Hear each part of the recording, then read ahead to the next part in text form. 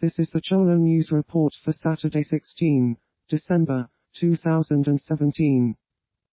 Palestinians and the Israeli army scuffle in Jerusalem, Bethlehem and at the Calandia border crossing over the status of Jerusalem.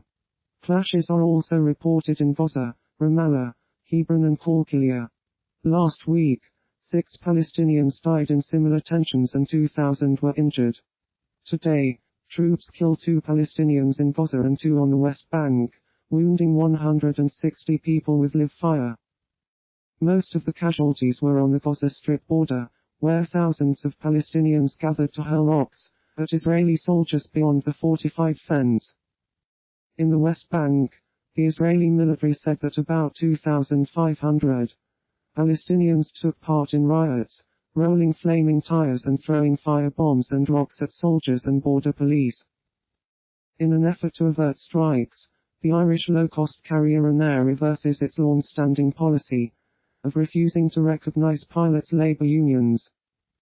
Chief Executive Michael O'Leary said the airline wants to ease customers' concerns that they may be disrupted by pilot industrial action next week. Ryanair pilots in Italy suspended a strike planned for Friday afternoon after the company's announcement. The FITSASL union threatened legal action in response, saying Ryanair's letter violated the Italian constitution, while the government asked the company for clarification of its intentions. A 17-volume report detailing children's experiences of sexual abuse in Australian institutions is published. It concludes that the issue is systemic, and not a case of a few rotten apples. It contains 189 new recommendations, for a total of 406. This report finalizes a 5-year Royal Commission inquiry. In response to the final report, Prime Minister Malcolm Turnbull said the government would set up a task force in January to act on recommendations. Former Economy Minister Alexei Ulyukayev is found guilty of soliciting a $2 million bribe from Rosneft's Igor Sekin. He is sentenced to 8 years in prison. Ulyukayev is the most senior serving official to be arrested in decades. He previously denied the charges, saying had been set up.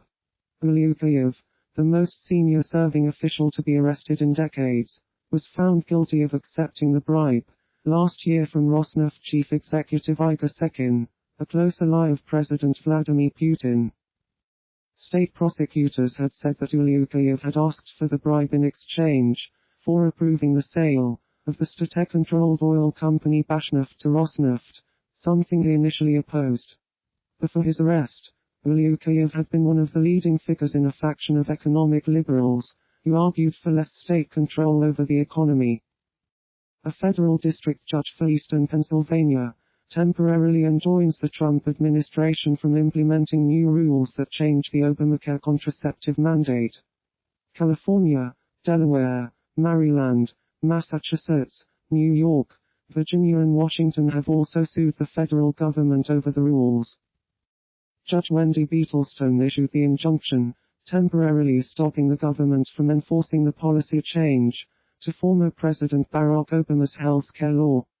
The new policy would allow more categories of employers, including publicly traded companies, to opt out of providing free contraception to women by claiming religious objections.